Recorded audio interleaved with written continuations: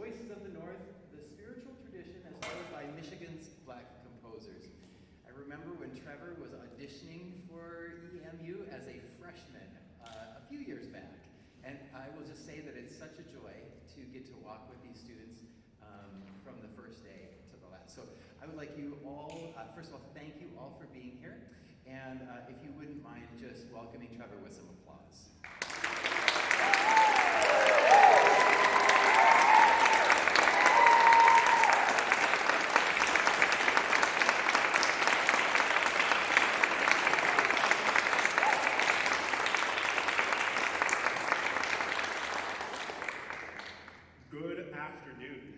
Thank you all for joining me here today. My name is Trevor A, and I'm proud to present this lecture recital in partial fulfillment for the requirements of the Master of Music in Choral Conducting degree here at Eastern Michigan University. I'm so glad to have you here as I present this culmination of 2 years of graduate studies. The topic I have chosen to research and present on today is one that is incredibly important to me, and it is my hope that within the next hour or so, you will share this perspective with me. I'd like to take a moment to acknowledge and thank the EMU choir, who you will be hearing from today. And they put a lot of effort into learning this music in just a few short rehearsals, and as you will hear, some of this music is pretty challenging. I'd also like to acknowledge Dr. Johnson, my mentor and faculty advisor, along with Dr. Chad Hutchinson and Dr. Heather Schuldeis, who have graciously agreed to be part of my recital committee and guide my research and preparation for this project. I have to give a special thank you today to Miss Alice Tillman, Maestro Stacey V. Gibbs, and Dr. Brandon Waddles, who took time to sit down and speak with me regarding this topic. With that being said, I'd like to give you just a brief overview of what today's recital will look like. As this is a lecture recital, the program will include both spoken presentation by myself and performances by the EMU choir. We will explore the history of the spiritual as it progressed from its folk origins to the home state of Michigan. From there, we will explore how this genre has been interpreted by 3 prominent Black composers from Michigan. I will also discuss how these musicians have influenced my own musical style and contribute my own original work to the choral canon. Musical performance will be interwoven throughout the performance rather than done as one single set of music. But before we can fully appreciate these works that you will hear, we have to establish, and I'd like to point out that it's very important that we first develop a historical and cultural understanding of the spiritual tradition from which these pieces emerged. So now, I've used the term spiritual a few times already, but it begs the question, what is a spiritual? There are many different scholarly definitions of the spiritual, a few of which I'll share with you now. Sandra Graham, an ethnomusicologist and author specializing in African American music, described the spiritual as, quote, a type of sacred song created by and for African Americans that originated in oral tradition. The prolific arranger of spirituals, Nathaniel Dett, described the spiritual as folk music that is truly indigenous to the American soil. Marvin V. Curtis and Lee V. Cloud, 2 composers and choral scholars, said of the spiritual that the spiritual became and still is the community song of the African American experience, one that has established a communion of participants who interact with each other and their concept of God for the collective good. For our purposes today, I've chosen to combine elements of these different scholarly definitions and create my own definition. For our purposes today, the spiritual will be defined as the religious folk music created collectively by enslaved Africans and African Americans before the Civil War that was shaped by African aesthetics, Christian theology, communal improvisation, and the lived experience of bondage. Now, these folk spirituals have some common characteristics. You'll hear a monophonic homophonic melody in a repetitive call and response style. Within this melody, you'll hear improvised solo lines. You'll hear from the choir vocal interjections of moans, cries, hollers, etc. These folk spirituals feature syncopated rhythms that are countered with stomping and clapping. The text of these spirituals references biblical characters and events, the daily experiences of the enslaved, the desire for freedom and deliverance, protest, suffering, and other relevant topics to the people. And within these texts, there were also often coded messages hidden within them, signaling plans of escape to freedom. Now, as we continue, I'd like to give you a quick disclaimer. It is important to acknowledge that the spiritual is fundamentally an oral tradition. These songs were not originally preserved through written notation, but rather passed down through generations by memory and communal participation. As a result of this, there is often not a single authoritative version of these spirituals. Elements such as melody, text, and harmonization may vary significantly across regions and time periods, as you will hear with my music today. Now, this oral tradition provides both a challenge and an opportunity for performers and scholars alike. While it may complicate efforts to trace definitive origins, it also reflects the living, evolving nature of the tradition that continues to be shaped by those who engage with it. Now, the prior definition that I gave of the folk spiritual would exclude nearly all of the music performed in the modern day, including all of the pieces on this program today. Most of this music would have been lost to history due to its oral tradition. None of the arrangers of these modern spirituals were enslaved as per the definition, so what kind of music were they making?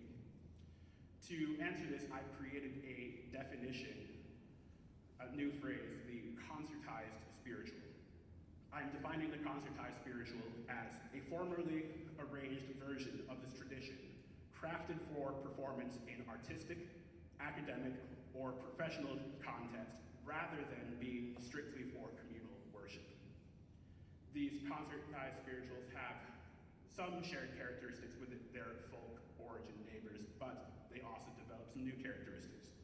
These arrangements are typically performed a cappella without instrumentation, though arrangements do exist for solo voice and piano accompaniment, such as those by the late H.T. Beulah. In these arrangements, you'll hear developed harmonic material, as well as homophonic or even polyphonic textures. The formal structures of these arrangements are expanded and go beyond just the verse-chorus form of the folk spiritual. You'll hear incorporation of musical elements from other genres of music, especially in today's program. And a lot of the text is similar, but you will occasionally hear new text settings, as you will hear at the end of today's program. This recital explores the evolution of the spiritual through the lens of Michigan-based Black composers, demonstrating how their works both preserve the spiritual's historical roots and further develop its musical language for the contemporary concert performance, highlighting our state's unique contributions to this central genre of African American music. Today, through both lecture and performance, we not only honor the legacy of this art form, but also contribute to its continuation. So, as we get going here, we'll talk about how the spiritual arrived in Michigan. Of course, the spiritual originated in the rural South during the time of American slavery. These spirituals are tied to the involuntary servitude and forced labor and community survival of the enslaved. So if this music is rooted in the South, how did it become part of Michigan's musical and cultural identity? The first historical event that I'll touch on is the Northwest Ordinance of 1787. This ordinance was adopted on July 13th, 1787, by the Confederation Congress, which was the one-house legislature that operated under the Articles of Confederation that predate our Constitution. This document established three provisions. Firstly, it divided the Northwest Territory into 3 to 5 states. It then implemented a 3-stage method for admitting a new state into the Union. And finally, it included a Bill of Rights for those in the new states. Now, this new Bill of Rights prominently featured the prohibition of slavery in these new states. Section 14, Article 6 of this ordinance states, quote, "There shall be neither slavery nor involuntary servitude in the said territory, otherwise than in the punishment of crimes whereof the party shall have been duly convicted," end quote. Now, Michigan, formerly part of this Northwest Territory, was established on January 26, 1837 as the Union's 26th state. This meant that Michigan was legally free soil for Black people where they could live without being enslaved under territorial or state law. The Fugitive Slave Act of 1850 would later complicate this by allowing fugitives to be recaptured and by punishing those who assisted them with fines, imprisonment, or both. Now, who exactly were the people that were helping these fugitives? I'm sure you've probably heard of the Underground Railroad, but we'll touch briefly on this as well. The Underground Railroad was a network of people who offered aid to escaped slaves from the South during the early and mid-19th century. As part of the Underground Railroad, conductors such as Harriet Tubman and Frederick Douglass guided escapees between stations as they moved north. These stations included farms, churches, schoolhouses, and even local businesses.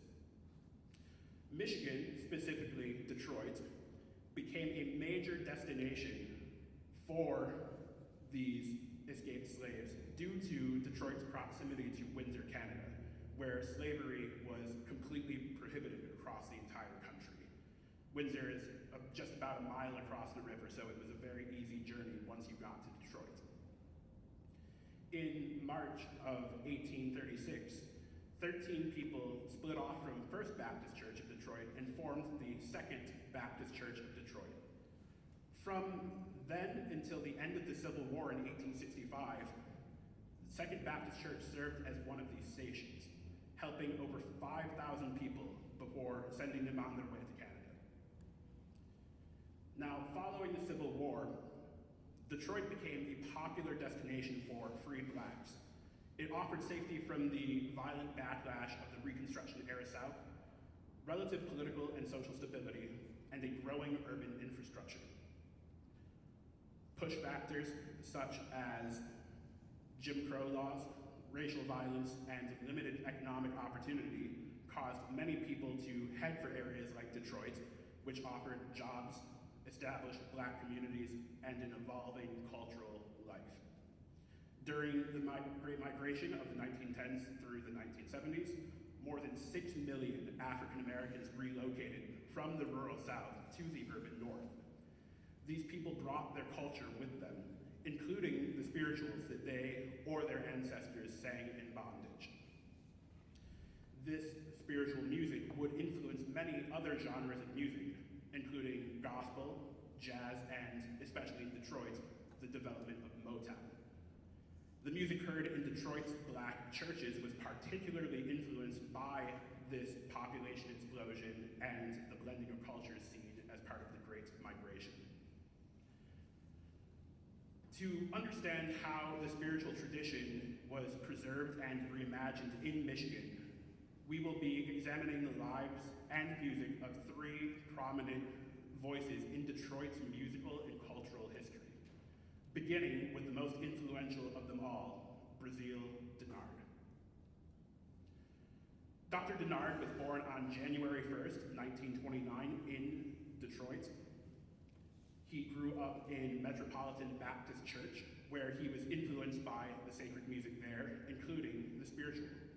He eventually went on to become the music minister at Metropolitan Baptist.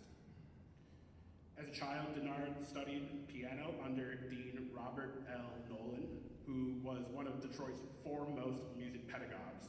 He also sang in the Robert Nolan Choir, and and got vocal experience there. Dennard attended Eastern High School in Detroit.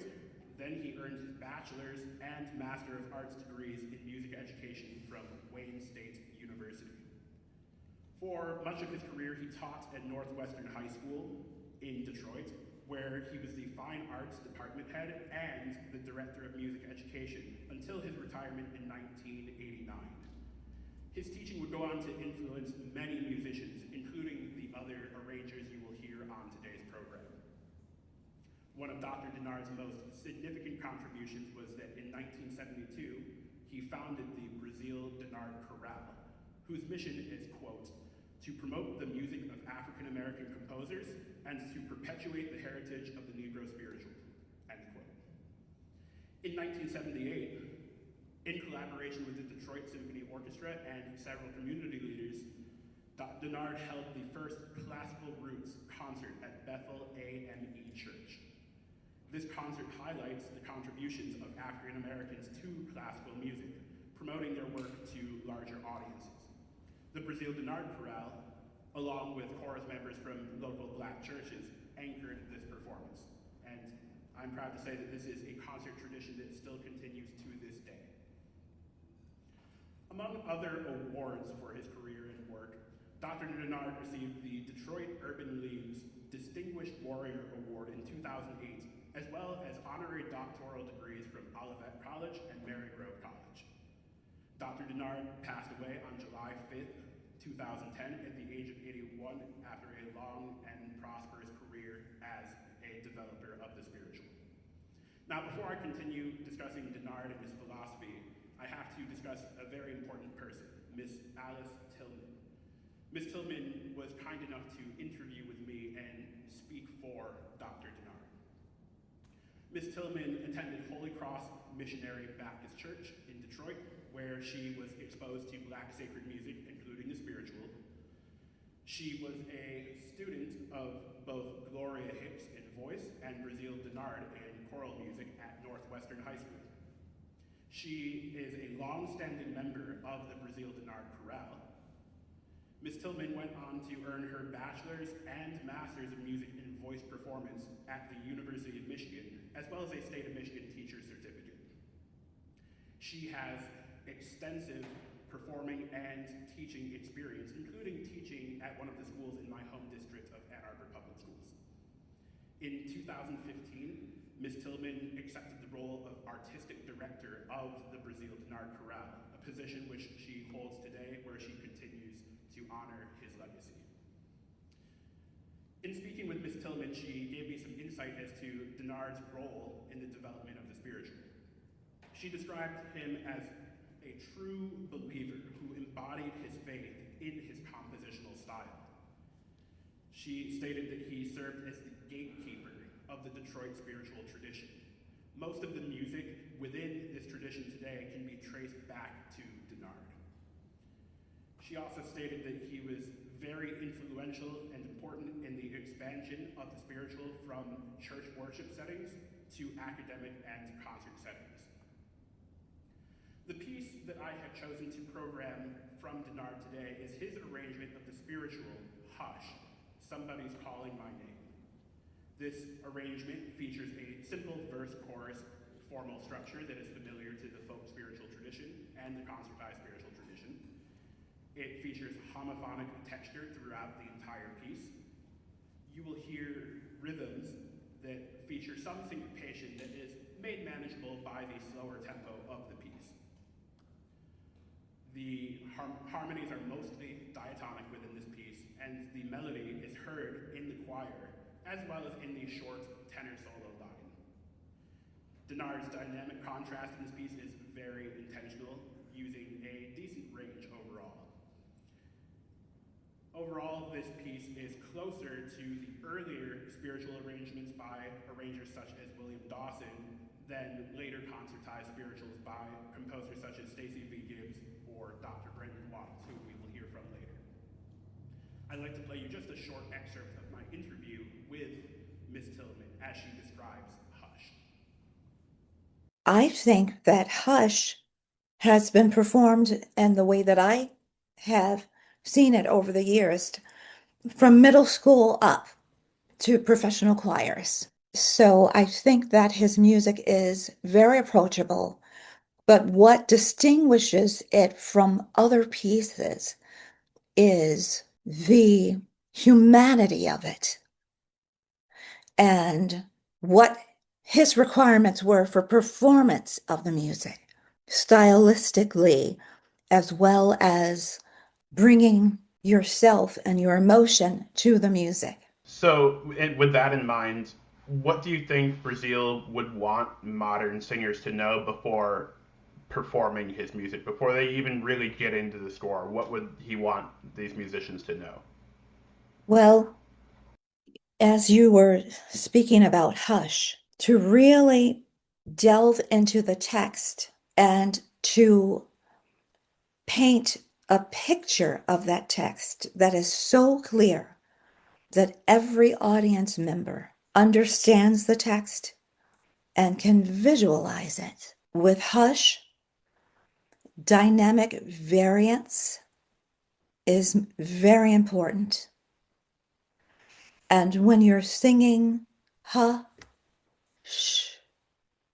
it should never, ever come close in any spiritual to any sort of caricature. Yeah, I think that when you're singing and performing any spiritual, the depth of the text has to be experienced by the artist, understood by the artist, so that it can be experienced and understood appropriately by your audience. Going to Hush specifically, where would you say that Hush fits into the choral canon? Do you think that it's closer in style to the early folk spiritual or the contemporary concertized spiritual? I would say that it's probably in between the two, perhaps closer to earlier concertized spirituals. William Dawson and Hall Johnson and John W. Work, Wendell Whalum, that era. The giants, I call them the legends. And then we have what I call the youngins. So, yes, I think that Hush has proven to be one of the works that can stand the test of time. So, with these characteristics in mind, I'd like to invite the EMU choir to join me on stage as they perform Dennard's arrangement of Hush, Somebody's Calling My Name. Today's tenor soloist will be Ben Findley. Please welcome the EMU choir now.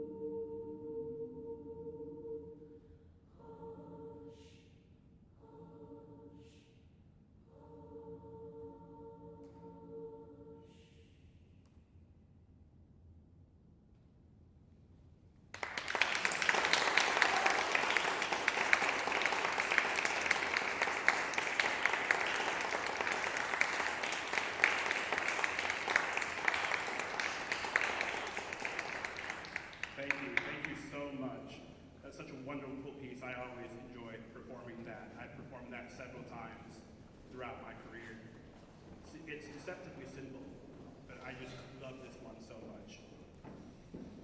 Now, as we move on through the development of the spiritual in Detroit, we must talk about the person who is arguably the most prolific living arranger of spirituals today, which would be Stacey V. Gibbs. Stacey Gibbs was born on February 18th, 1962 in Detroit. He attended Renaissance High School in Detroit, where he was a student of Nina Scott, who herself was a student of Brazeal Dennard. So you can see that connection starting to form there. He attended Kentucky State University, where he sang in the choir, though he did not pursue a formal music degree. Really, Maestro Gibbs began composing and arranging as a hobby more than anything, but he didn't have any sort of goals of becoming some professional arranger. Despite this, Maestro Gibbs is now a highly accomplished and sought-after composer, arranger, clinician, conductor, and music educator, whose music can be found in nearly every choral library, both nationally and internationally. You would be very hard-pressed to find a library that doesn't have at least one of his pieces in it. Maestro Gibbs was kind enough to share his philosophy on the spiritual with me as well. He described the spiritual as music for the people. He stated that the spiritual, historically, meant survival for those who were oppressed. He said that the spiritual transcends race and faith and background. He emphasizes accessibility, emotional connection, and communal relevance in all of his music. He declares the spiritual as the foundation of American music and influences all genres of American music. Maestro Gibbs' compositional influences include Hall Johnson, William Dawson, Moses Hogan, and, of course, Brazeal Dennard. I'd like to share just a short excerpt of my conversations with Maestro Gibbs as he discusses his philosophy on the spiritual. From a very young age, Trevor, I fell in love with the spiritual. I don't know if it was predetermined by forces unknown, but this genre of music just affected my soul at a very, very young age, and I've been in love with it ever since.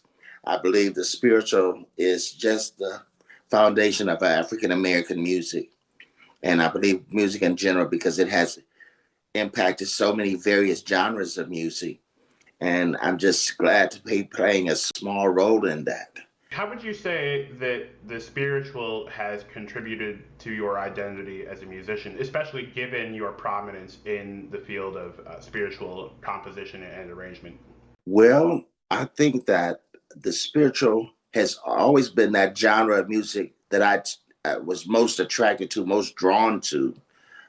We like so many various styles of music in our lives: classical, rock, jazz, blues. It just the spectrum is wide. But this one, and I guess probably one of the most things that was captivating for me was when I think of a people, an oppressed people, who took a genre of music and developed it, used that genre of music to communicate amongst themselves, to survive and to persevere. I think that's absolute brilliance. And when I'm thinking about that, I'm thinking about the coded song, the slave songs, and how they were used, and the oppressor was unaware. Absolute brilliance. Absolute brilliance. What would you say draws you to the spiritual as a compositional medium? The more I began to write, the more I began to clinic, the more I began to do workshops and commission, the more I realized and had it confirmed for me how this was a music for the people. And that continued, the way it draws different faiths and different walks of life and definitely different ethnicities. it let me know one common thing, that music is for the people. And the spiritual, even born of those horrific circumstances, is still viable music for the people. I believe that it just connects in a very, very unique and great way. And so when I get to experience that with working with choirs and so forth, it just brings me joy, and it just reconfirms that this music is still as viable now as it was then. As you can see in the chart on the right, really all genres of American music in one way or another can be directly or indirectly traced back to the African American music, including the spiritual. Now, Maestro Gibbs also addressed a very common misconception in the choral community, one that I have certainly experienced myself and heard people say that they've also experienced yourself. So let's take a listen to what he has to say about that. What misconceptions about spirituals do you often encounter in these academic settings? I think that one of the things is, especially if someone is not is not African American, is not Black, sometimes there's a little anxiety they have about whether or not they are or should perform this music. I do still get that, and it comes through. So one of the things I try to do as I'm working a clinic and a choir is to diminish that thought process and to reconfirm that music is for the people. I'm not German, but I love Brahms. You know, I love it, a good Italian art song. I'm not Italian, you know, and I think music is for people. Music is for the people, regardless of the genre. So I try to dispel that right away and say, let's sing this genre as effectively as we can, and our skin color is really irrelevant. I found that to be particularly inspiring, especially given my background growing up in a somewhat diverse but not fully African American environment. The piece that I have chosen to program from Maestro Gibbs is his arrangement of the spiritual Way Over in Beulah Land. Beulah Land features the familiar verse-chorus structure with some changes between repetitions of the material. The piece also features an extended coda section that allows for a very high energy ending. The piece displays one of Stacey Gibbs' most frequent compositional tools, which is antiphonal singing. He often does this by arranging voices into two separate choirs, but instead, Beulah Land uses one choir with antiphonal singing between the soprano alto voices and the tenor bass voices, or sometimes the soprano voices against all other voices, as with the verse material. Maestro Gibbs uses a lot of rhythmic layering to drive the piece forward and create contrast between these antiphonal parts. The introduction and conclusion of this arrangement feature broader tempi in a sort of recitative style, but the main body of the song is quite fast. It is described as being in a steady 2, but some sections feel closer to a large 1, which make the piece feel less rigid for both singers and the conductor. Maestro Gibbs often writes his text exactly how it should be pronounced based on African American phonetic dialect, replacing words such as over, them, the, and children with ova, dem, de, and chillin, respectively. The harmonic material of this arrangement is still fairly diatonic, with chromaticism and a couple of altered chords sprinkled in for more color. Maestro Gibbs believes very strongly in trying different things and experimenting with his arrangements, but he told me that it should never be at the expense of compromising the integrity of the spiritual. Lastly, Maestro Gibbs enjoys pushing the ranges of his singers, especially his sopranos. I'd like to just share with you his thoughts on this piece now. The first thing I would say is it's a high energy piece, and that seems to draw young singers in. I think it has a strong rhythmic layering to it. And I believe that overall, it's pretty accessible. The last couple of pages it gets a little high, but that's okay. They can handle it. But I believe that those are just characteristics of the piece that have allowed it to persevere through time. And I think it's a joyous celebratory piece as well. And I believe it's hopeful, and I think it's engaging. So, are there musical elements displayed in Beulah Land that you think are especially characteristic or typical of your compositional style? I believe the use of the antiphonal approach is I'm probably going to use that whenever I can create something where I have a mix of treble voices. That's something that I like to kind of keep going in most of the things that I do, because I believe that it's a richness to it that I just enjoy hearing and working with choirs. So I believe those are two elements that I'm probably going to always do, and try to give a good motive as the solo goes on, and then you have those Beulahs responding by the alto, tenor, and bassist voices. I think that adds another rhythmic layer, and I think students like it. I always try to look for that great introduction, that setup, especially when there's a tempo change. So I often like to a bit of a spiritual recitative at the beginning.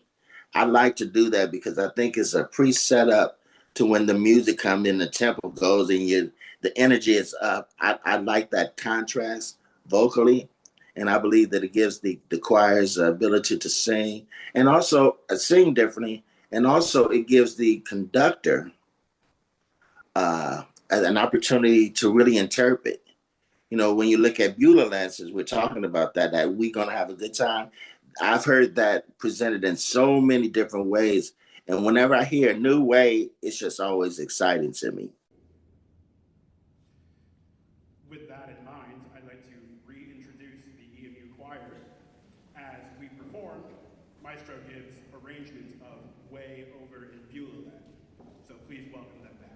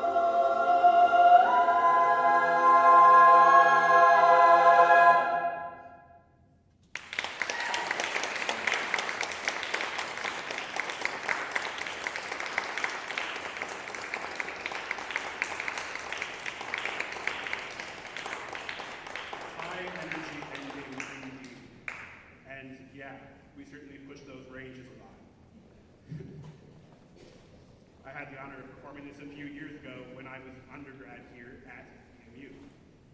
Still just as exciting all these years later.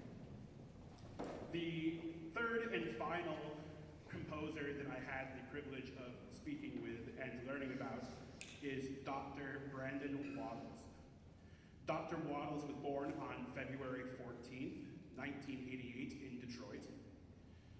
He attended Carter CME Church, where he was exposed to a wide range of music from classical anthems by Handel to spirituals and Black gospel. Dr. Waddles sang in the choir at Renaissance High School in Detroit under the direction of Nina Scott. Here he met what he calls big brother figures, such as Stacey Gibbs, who we just heard the music of, as well as Dennard. Dr. Waddles' educational background includes earning a BA in music from Morehouse College in Atlanta, a Master of Music from Westminster Choir College at Rider University in Princeton, New Jersey, as well as his PhD in music education with a choral conducting emphasis from Florida State University in Tallahassee. Dr. Waddles has contributed extensively to scholarship on Black sacred music, including a compendium of works by the late Thomas Whitfield, who was the subject of his doctoral dissertation. Along with his experience as a chorus singer and vocalist, Dr. Waddles is a tremendous virtuosic pianist, especially within the Black gospel tradition. He has worked in several music ministries across the nation, including the director of music at Bethel AME Church in Tallahassee. This is the same church organization that hosts the Classical Roots concerts here in Detroit that Dennard established all those decades ago. For work, Dr. Waddles currently lectures on African American music history at Wayne State University, where he was also the former director of choral activities. Along with that, he is also the associate conductor of the National Broadway Tour of the Wiz. So he has a very diverse musical background with all of these experiences. Dr. Waddles' philosophy on the spiritual, he defines the spiritual as a product of the invisible church, as defined by and described by Dr. Eileen Southern. Dr. Waddles sees the spiritual as a living tradition that is carried on through Black churches, historically Black colleges and universities, also known as HBCUs, and in educational and performance spaces. Dr. Waddles identifies a distinctly Detroit approach to the spiritual, which balances preservation and expansion through tradition by way of Brazeal Dennard, innovation through Stacey Gibbs, Damon Dandridge, and himself, and Detroit musical styles including Motown, jazz, and Black gospel. Dr. Waddles places an emphasis on preserving original melodies of the spirituals, which he refers to as the soul connection of the music. He also emphasizes text integrity, historical awareness, and the human connection to the music. Here is a short interview excerpt from our conversation regarding the preservation of the spiritual. You know, this invisible church becomes visible over time, certainly with the establishment of, well, two things here. You know, there's the establishment of our first independent Black Christian denomination, African Methodist Episcopal, by Father Richard Allen at Mother Bethel in Philadelphia. And for a time, you know, that was a church that certainly supported the singing of American Black Native music, which would have been the spiritual. However, we know that for some time, especially after the failure of Reconstruction, we have a lot of mainline Black Baptist and Methodist churches that are not wanting to have anything to do with the spiritual. And so the living tradition is really carried on by virtue of HBCUs, especially Fisk, you know, with the Jubilee Singers which is where we start with the arranged continuum of Negro spirituals finding their way to the concert stage. And so from there is this mixture formed of the raw spiritual that most times we will experience in the church setting, the now visible Black church setting. And then not only on concert stages, certainly in school spaces and community spaces and church spaces, we also have the arranged continuum. So the living tradition is possible because of, historically Black colleges and universities, but also Black churches that founded, as church folk would say, founded not robbery, to continue this tradition, keeping them alive. I'd also like to share a little bit of what Dr. Waddle shared with me regarding the humanity within spirituals. What do you hope that audiences and performers take away from the work that has been done with spirituals, especially the work that you've done with the spiritual? My motion these days, it started out in the pandemic specifically, is to make people aware that there are humans connected to this music.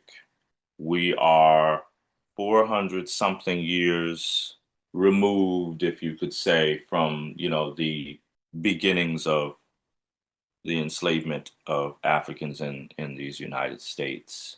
There is the collective community of composers of the Negro spiritual, but I imagine it all started out with one mother who, in the matter of minutes, was stripped away from her entire family by virtue of an auction or worse. And the only thing that was left to her was to start singing something, such that when we are in whatever space we are, locale, experiencing these spirituals, that we cannot forget that there is a human within that score that is connected to what it is that we're experiencing, whether it be a Brazeal Dennard, very traditional arrangement, or something as out there as They Led My Lord Away. And that's very interesting too, because our ancestors connected to the travails of biblical characters like Jesus, and all of those that were connected to Jesus during the time of his imprisonment and later crucifixion. The story of They Led My Lord Away, please tell me where to find him, very, very well could have been either of the Marys, which means it could have also, connected to that mother having lost two of her babies, to the auction block. There are real humans connected to the storyline. And that idea of loss is not based in the past. We still deal with loss now. And so I have spiritual arrangements that I wrote out of my own, emotional pains and woes. So I connect that present emotion to those of the ancestors. That's what's really important to me, remembering that there are humans connected to these octavos, to these scores, to this hearing. Dr. Waddles was kind enough to share with me some advice for both myself and the future generation of musicians. The first thing he told me was read, read, read. Some specific books he recommended to me were The Music of Black Americans by Dr. Eileen Southern. He recommended Dr. Andre J. Thomas's book entitled Way Over in Beulah. He also references collections of spirituals by arrangers such as John W. Work and R. Nathaniel Dett. And really, he just told me any books on African American history, the more the better. He he instructed me to study the scores of these great spiritual arrangers. And he encouraged me, don't be fearful to bring yourself into the continuum. He said, quote, "The ancestors beg of us to bring ourselves into the continuum, and it can be done respectfully." He also said that Black music has always been about the balance of understanding the reality of a situation, but also having a present hope for a brighter future. He said that even if it turns out not better for me, it's going to be better for those who come after me. The piece that I've chosen to program of Dr. Waddles is his arrangement of the spiritual "Wait Till I Get On My Robe." This arrangement also features a verse-chorus structure, but it's also expanded with something he refers to as a hidden refrain, before ending with a gospel-style vamp or ostinato that you would hear in the Black church. This harmony is very far from being diatonic as the prior pieces mostly have been, displaying influences of instrumental jazz and Black gospel. Dr. Waddles uses this dissonance created to create tension and anticipation that drive the emotion of the piece. He does this through the use of altered and extended chords, chromatic walking bass lines, parallel tritone movement, and modal mixture between D major and D mixolydian. The melody in this arrangement switches from being sung by the baritone soloist to being passed around different voice parts within the choir. You'll hear syncopated rhythms, as is common, performed as it is described with a strong lilt, not swung. He specifically told me that this piece, despite its jazz and gospel influences, should not be swung. Rather, with a strong lilt means a stronger emphasis on beats 1 and 3, as commonly heard in arrangements of work songs. Here's what Dr. Waddles has to say about this arrangement. There are some of the early arrangers, composers that would use what is called a hidden refrain. Eileen Southern would refer to it as a hidden refrain, so like a spiritual within a spiritual. And so the main spiritual is "Wait Till I Put On My Robe." But then inside of there's a "Do Don't Touch My Garment, Good Lord, Good Lord."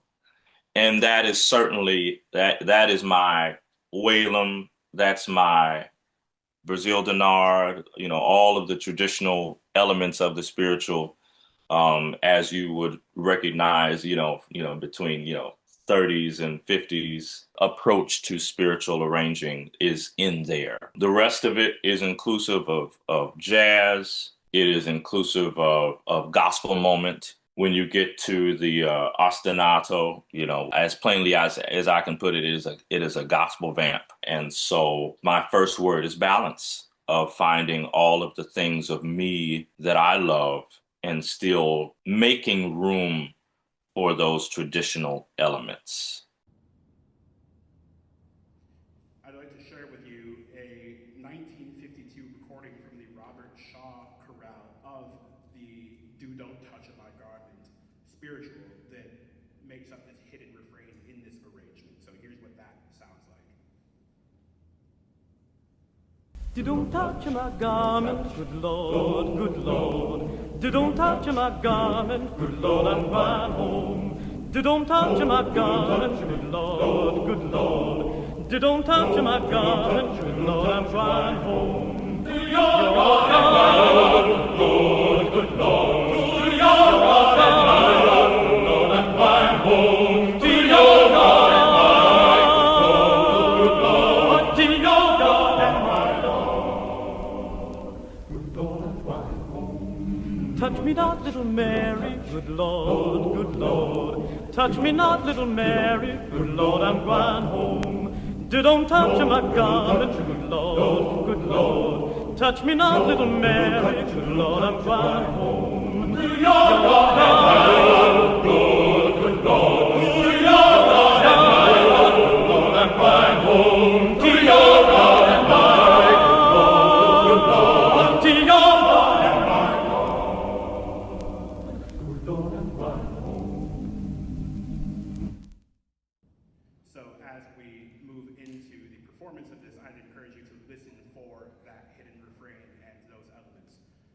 Speaking of the performance, we'll do that now.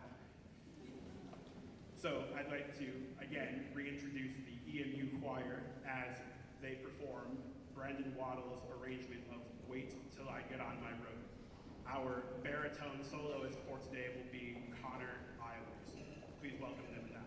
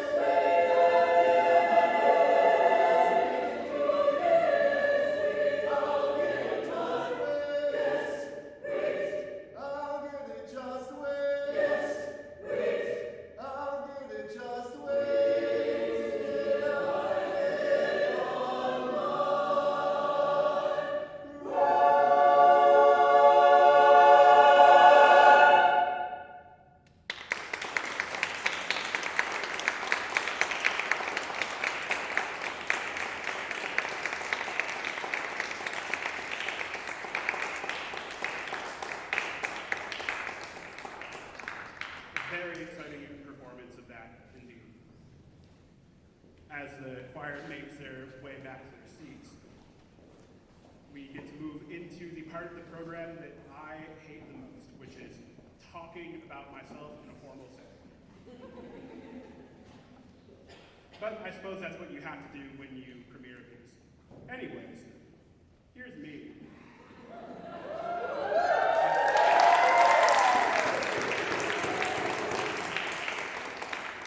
I grew up singing hymns in the Baptist church.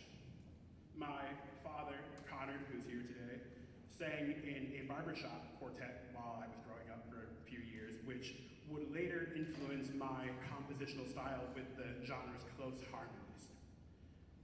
I attended Ann Arbor Skyline High School, where our choirs performed a wide range of music, including spirituals, under the direction of Lynn Cichansky. In both high school and college, contemporary a cappella was a major part of my experiences. I learned to arrange music, mostly self-taught, in my position as the founder and music director of EMU's Summit Street a cappella. I obtained formal music training here at EMU as part of my undergraduate studies under the direction of Dr. J.W. Prince. This was later expanded to include compositional studies throughout my time as a graduate student under Dr. Alexis Lamb. Some of my other musical ventures include serving as the former music director of Professional Youth Theater of Michigan in Ypsilanti, student audition coaching, teaching private voice, music theory tutoring, and several years of working with Skyline Choirs as a mentor, section leader, and even their camp counselor. The piece that I will be sharing with you today is entitled Shadrach. Now, the text for Shadrach comes from the Bible, in the book of Daniel, specifically Daniel 3. The story is about three Hebrew men, Shadrach, Meshach, and Abednego, who are taken into Babylonian captivity by King Nebuchadnezzar. The text tells of their faith and their diligence to the Lord and how it carried them through this situation, which are themes shared by both those men as well as the enslaved in American slavery. There are other interpretations of this story from Daniel 3, most famously by Robert McGimsey, who lived from 1898 to 1979. McGimsey was a white composer and arranger who worked to preserve the music of the formerly enslaved people. His version of this text was famously recorded by figures such as Louis Armstrong and Brooke Benton. As part of this arrangement, you will hear my contemporary a cappella influences very heavily. You'll see that the soprano soloist carries the melody for the entire song, which is rare in choral arrangements of spirituals. Normally, the soloist will do a verse or a verse and chorus, something like that, as you've heard with prior soloists. It is very uncommon for the soloist to sing for an entire piece, but it is very common in the contemporary a cappella field. You'll also hear the choir utilize non-text syllables such as voom and oo, and you'll hear dominant seventh chords sprinkled throughout very heavily, which reflects, again, the contemporary a cappella influence as well as the barbershop influence. You'll hear a modal mixture between D harmonic minor and D natural minor, as with the prior piece, but the harmonies are overall more stable, at least compared to Dr. Waddell's arrangement. The verse-chorus form is expanded to include a sort of development section that modulates to the subdominant key of G minor, which shows my classical training and influence. This development also stretches and elongates some of the rhythms that you'll hear at the start of the piece. As with all the other spirituals, my piece features heavy syncopation and additive rhythms that drive the energy of the piece. The texture is mostly homophonic, with some rhythmic layering and stacking or cascading figures across the voice parts. And of course, you'll hear a large dynamic contrast and extreme vocal ranges. So, with all of that out of the way, let's get to the fun part where I premiere this piece. This is the premiere performance of my arrangement of Shadrach. This will be performed and premiered by the EMU Choir, and our soloist today will be Sarah Jerica Salas. Please welcome them now.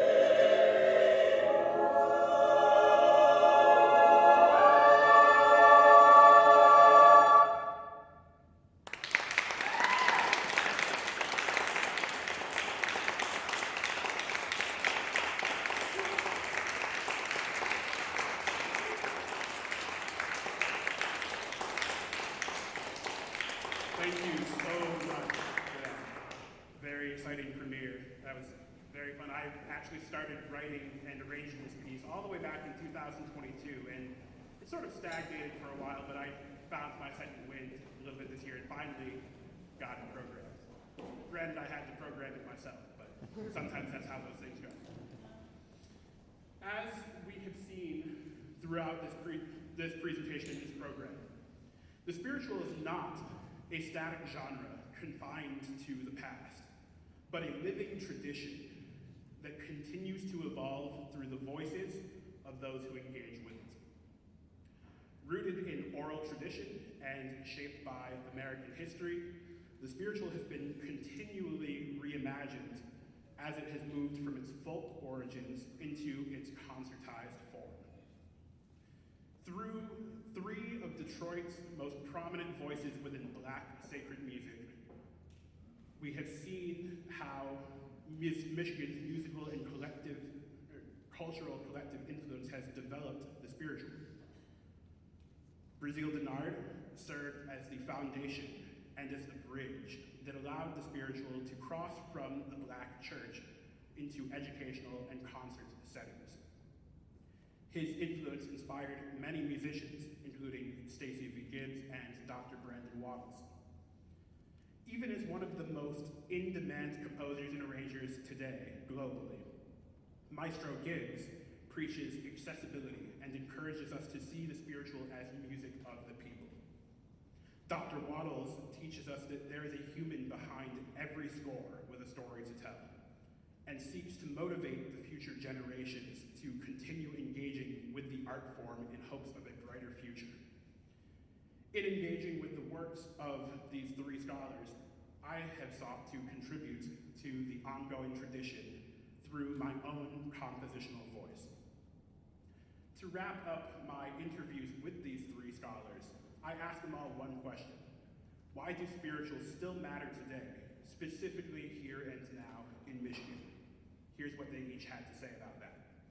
Why do spirituals still matter today, specifically here and now in Michigan?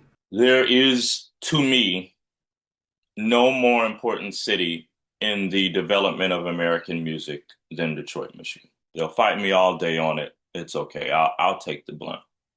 So that being said, if Detroit is indeed the most American city, the most important city in the development of American music, the foundation of that is the spiritual.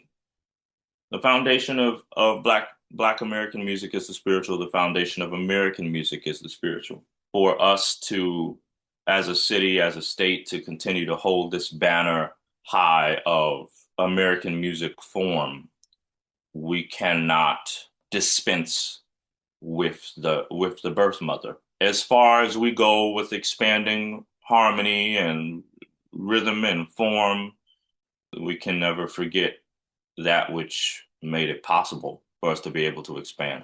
Well, spirituals still matter because they were the songs of our ancestors. They were the songs that helped to get people who were living in the condition of slavery, those who had been enslaved. It helped to bring them through and to give them hope because, when they sang about "Let my people go," when they sang about "Oh, freedom," and "Before I'll be a slave, I'll be buried in my grave," then those very same spirituals moved through Jim Crow and then moved through the civil rights movement. And now, as you see, here in our country, we are yet singing those very same pieces to deal with the situations of today, the situations that are at hand. And I think that an art form that has done that for people here in America needs to be remembered, preserved, and discovered, and always performed and celebrated. And, young people need to understand the history, and the songs don't stand alone. We've gone through all of this history, and here we are now, yet singing the spiritual. It is yet giving us hope, yet soothing They are truly the balm in Gilead. I think they are a constant reminder of where we've been. They are a constant reminder of our growth. They are a constant reminder of how it unifies people. And when it reaches the point where it's not unifying people, then it's time to do something else. And then they're just so exciting to sing. And that's why whatever I do, whatever genre I'm working in, I will always do spirituals as long as the man above allows me to write, always. Ultimately, the continued presence of the spiritual in the choral canon speaks not only to its historical significance, but to its enduring capability for expression, resilience, and transformation. As performers, conductors, and scholars, our role is not only to preserve this tradition, but to engage with it thoughtfully and responsibly as it continues to evolve. I appreciate you all coming today. Thank you so much for joining me for Voices of the North.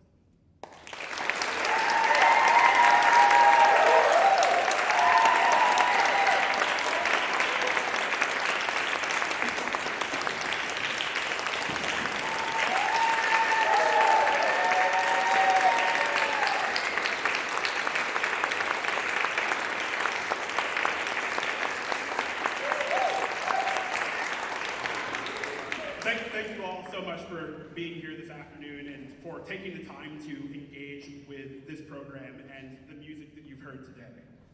I'd like to take a moment to further acknowledge the people who made this recital possible. Thank you to the EMU Choir for their dedication and musicianship in preparing this repertoire.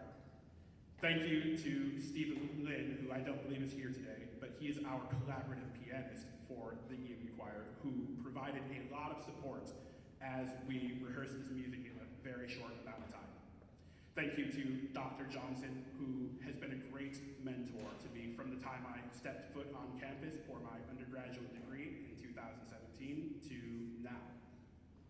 Thank you to Dr. Hutchinson and Dr. Scholdeis for joining Dr. Johnson on my faculty committee. Thank you to all of my family and friends who have supported me in my musical endeavors and continue to support me as I pursue my career and passion for music. That's all I have.